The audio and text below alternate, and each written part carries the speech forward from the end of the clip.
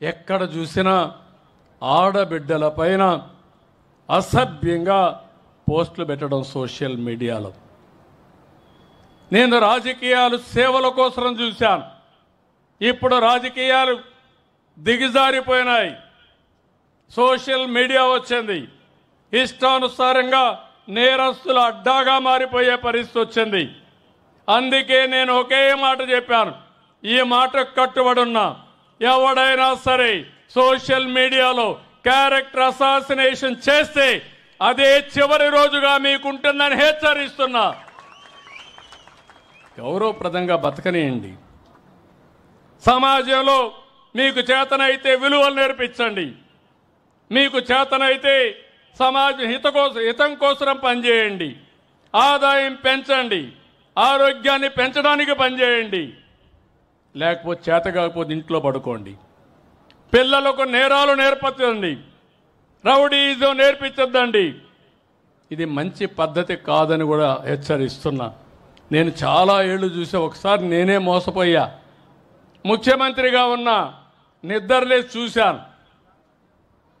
ఎవరైతే వివేకానంద రెడ్డి గుండెపోటుతో చనిపోయాడు. నేను అనుకున్న పాపం మన ప్రత్యర్థి ఆయన గుండెపోటు చనిపోయాడు అని అనుకున్నాను. అనుకుంటే అది గుండెపోటు కాదు, గొడ్డలి వేటు. తర్వాత తెలుసుకోవడానికి చాలా సమయం పట్టింది నాకు. అంటే ఒక ముఖ్యమంత్రినే మోసం చేయగలుగుతున్నారంటే మీరొక లెక్క అని మిమ్మల్ని అడుగుతున్నా. హత్య చేసి ఆత్మహత్యగా చిత్రీకరించే మనుషులుండే ఈ రోజుల్లో, తిరిగి కేసులు పెట్టే ఈ రోజుల్లో వాళ్ళని సమర్థవంతంగా ఎదుర్కోవాలన్నా లేదా అని మిమ్మల్ని అడుగుతున్నా. ఏమంటారని మిమ్మల్ని అడుగుతున్నా. ఎదుర్కోవాలంటే గట్టిగా చప్పట్లు కూడా చెప్పండి. ఇది మంచి పద్ధతి కాదని. ఇది అడిగితే మా మీద ఇష్టానుసారంగా మాట్లాడతారు. క్యారెక్టర్ అసాసినేషన్ చేస్తారు.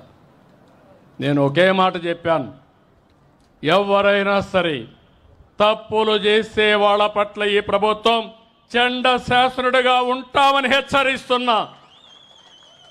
మంచి చేయండి. నిన్న కూడా చూస్తున్నారు మీరు. నిన్న అనంతపురకు పోయి ఎన్ని డ్రామాలు ఆడుతున్నారు. నేను అడుగుతున్నా మిమ్మల్ని, నేను ఎప్పుడైనా స్వేచ్ఛగా తిరిగానా రాష్ట్రంలో? మాజీ ముఖ్యమంత్రిగా చూశారా 5 ఏళ్ళు మీరు? 19, 24 ఎక్కడ తిరగలేకపోయాను. ఇప్పుడు ఎవరు ఎక్కడ తిరగాలన్నా ఇబ్బంది ఉందా అని మిమ్మల్ని అడుగుతున్నా. స్వేచ్ఛ ఉందా లేదా అని మిమ్మల్ని అడుగుతున్నా. స్వేచ్ఛ ఇస్తే రౌడీజం చేస్తామంటే, నేరాలు చేస్తామంటే అలాంటప్పుడు గట్టిగా ఉండాలనా లేదా అని మిమ్మల్ని అడుగుతున్నా. ఇలాంటి ఉన్నప్పుడు మీరే చూశారు, ఈ ప్రభుత్వం అభివృద్ధి కోసం ఉంది తప్ప ఇంకొకటి కాదు. అదే సమయంలో ఎవరు తప్పు చేసినా వాళ్ళని శిక్షించే బాధ్యత ఈ ప్రభుత్వం పైన ఉంది. ఆ విషయం కూడా మీకు విజ్ఞప్తి చేస్తున్నా. ఇక్కడికి వచ్చినప్పుడు నేను మిమ్మల్ని కోరేది, ఇప్పటికే చాలా పనులు చేశాం, ఇంకా మిగిలిన పనులు చేస్తాం.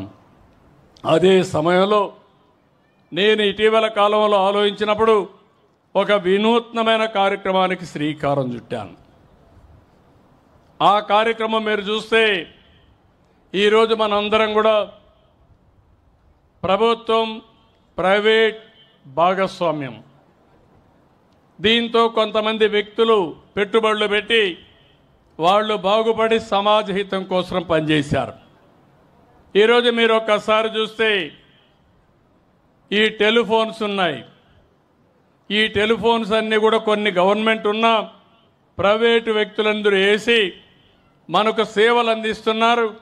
అదే సమయంలో వాళ్ళు కూడా డబ్బులు కొంతవరకు సంపాదించుకున్నారు. కరెంటు విషయంలో అదే జరుగుతుంది, రోడ్ల విషయంలో అదే జరుగుతుంది, పోర్ట్లు ఇలాంటివి చాలా వచ్చాయి. ఈరోజు నేను ఆలోచించిన విధానం ప్రభుత్వం ప్రైవేట్ పీపుల్ భాగస్వామ్యంతో మిమ్మల్ని అందరినీ ఆదుకునే కార్యక్రమానికి శ్రీకారం చుట్టాను. జీరో పావర్టీ అన్నాను, తెలుగులో ఎతికాను కానీ మంచి పేరు దొరకలేదు. అందుకే ఇదే బాగా అర్థమవుతుందని జీరో పావర్టీ అన్నాను. అదే సమయంలో 2 విషయాల్లో ముందుకు పోయాం. మార్గదర్శి, బంగారు కుటుంబం. మార్గదర్శి అంటే ఎవరైతే మీకు మార్గాన్ని చూపిస్తారో, మీతో అనుసంధానమయ్యి మీ ఇంటికి సహకరిస్తారో వాళ్ళని మార్గదర్శిగా పెట్టుకున్నాం. అదే సమయంలో ఎవరైతే బాగా పేదవాళ్ళుగా ఉన్నారో వాళ్ళని బంగారు కుటుంబాలుగా పెట్టుకున్నాం. మీకు అవకాశాలు వస్తే ఇప్పుడు మేము ఇక్కడ ఉన్నాం. ఇక్కడే నూజివీడు ప్రభాకర్ గారు ఉన్నారు. ఈ నియోజకవర్గంలో పుట్టాడు. నూజివీడు సీడ్స్ పెట్టాడు, టెక్స్టైల్స్ పెట్టాడు, అనేక పరిశ్రమలు పెట్టాడు. దగ్గర ఒక 5,000 కోట్ల రూపాయల టర్నోవర్కి రీచ్ అయ్యాడు. 10,000 మందికి ఉద్యోగాలు క్రియేట్ చేశాడు. ఎక్కడ పుట్టాడంటే ఈ నూజివీడులోని ఒక మారుమూల గ్రామంలో పుట్టి ఒక పారిశ్రామికవేత్తగా తయారయ్యాడు. ఇలాంటి వాళ్ళు ఎన్ఆర్ఐస్ వచ్చారు, పారిశ్రామికవేత్తలు వచ్చారు, వ్యాపారవేత్తలు వచ్చారు. వాళ్ళందరికీ ఒకటే విజ్ఞప్తి చేశారు, మీరు ఈ స్థాయికి వచ్చారంటే దానికి కారణం సమాజం. మీకు అవకాశం వచ్చింది, అందిపుచ్చుకున్నారు, మీరు ఈరోజు ముందుకు పోయారు. కానీ మీకు ఒక బాధ్యత ఉంది. మీతో పుట్టిన వారు మీ ఊర్లో, మీతో పుట్టిన మీ బంధువులు కూడా ఇంకా పేదరికంలో ఉన్నారు. వాళ్ళను కూడా పైకి తీసుకురావాలి. డబ్బులు అనేటివి, సంపద అనేటివి అందరికీ మెరుగైన జీవన ప్రమాణాలు రావాలి. అంతేగాని సంపద కొంతమందికే పరిమితమై మిగిలిన వాళ్ళు తినడానికి తిండి లేకుండా, చదివించుకోవాలంటే పిల్లలకు డబ్బులు లేకుండా, ఇంకో పక్క అనునిత్యం సమస్యల సుడిగుండంలో చాలా బాధపడుతూ ఉండడం కరెక్ట్ కాదు.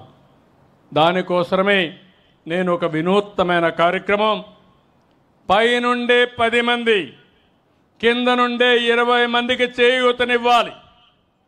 ప్రజలే ఆస్తి. ఈరోజు ప్రభాకర్ రావు కుటుంబంలో, నూజివీడు ప్రభాకర్ గారి కుటుంబంలో వాళ్ళ తండ్రి ఇచ్చిన ఆస్తి కాదు, ఆ కుటుంబానికి ఆయనే ఒక ఆస్తి. ఎందుకంటే ఆయనకు ఒక ఆలోచన వచ్చింది. వాళ్ళ నాన్న చదివించాడు, చదివించిన తర్వాత ఆలోచన వచ్చింది, సీడ్స్ ఫ్యాక్టరీ పెడితే విత్తనాలు ఉత్పత్తి చేస్తే డబ్బులు వస్తాయనే ఆలోచనతో పారిశ్రామికవేత్త అయ్యాడు. ఆదాయాన్ని సంపాదించాడు. అంటే వాళ్ళ నాన్న ఇచ్చిన వ్యాపారం కాదు, కొంతమందికి తల్లిదండ్రులు వ్యాపారాలు ఇస్తారు, కానీ ఆయన సొంతంగా చేశాడు. అంటే ఆయనలో కొన్ని శక్తి సామర్థ్యాలు ఉన్నాయి.